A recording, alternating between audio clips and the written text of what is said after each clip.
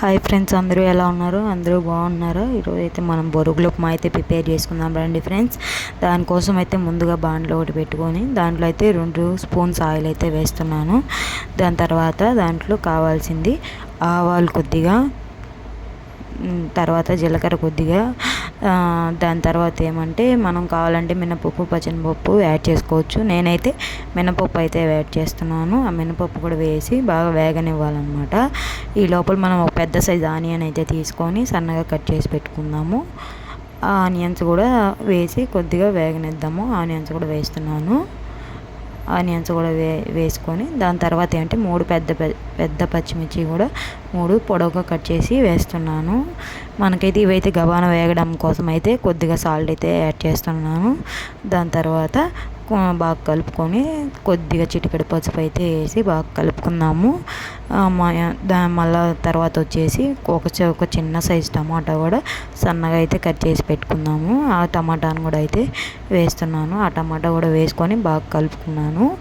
ఇవి బాగా వేగే లోపల ఏమంటే మనం బొరుగులు అయితే రెడీ చేసుకోవాలన్నమాట. నేనైతే వాటర్లో వేసి బొరుగులు తీసేటప్పుడు అయితే క్లిప్ అయితే మిస్ అయిపోయింది. మీరైతే ఓ చిన్న బౌల్లో వాటర్ అయితే తీసుకొని బొరుగులు జస్ట్ అలా వేసి నాననిచ్చి వాటర్ లేకుండా తీసుకోవాలన్నమాట బొరుగులు. నేనైతే ఆ బొరుగులు అయితే యాడ్ చేస్తున్నాను.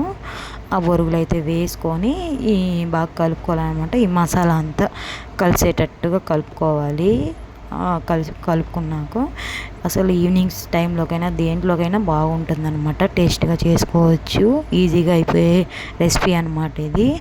తర్వాత ఏమంటే శనగల పొడి అయితే యాడ్ చేస్తున్నాను. 3-4 స్పూన్స్ అయితే వేస్తున్నాను. ఈ శనగల పొడి వేసుకొని బాగా కలిసేటట్టుగా కలుపుకోవాలన్నమాట. కలుపుకొని ఒక చిన్న సైజు నిమ్మకాయ అయితే తీసుకున్నాను. ఆ నిమ్మకాయ కూడా కట్ చేసుకొని నిమ్మకాయ కూడా పిండేస్తున్నాను. ఇది కూడా బాగా కలిసేటట్టుగా కలుపుకునేసి బాగా అంతా పట్టేటట్టుగా కలుపుకునేసి మనమైతే ఒక సర్వింగ్ ప్లేట్లోకి అయితే ఇంకా సర్వ్ చేసుకొని టేస్ట్ చేయడమే అనమాట. నేనైతే సర్వింగ్ ప్లేట్లోకి అయితే తీస్తున్నాను. ఈ విధంగా ప్లేట్లోకి అయితే తీసుకొని టేస్ట్ చేయడమే.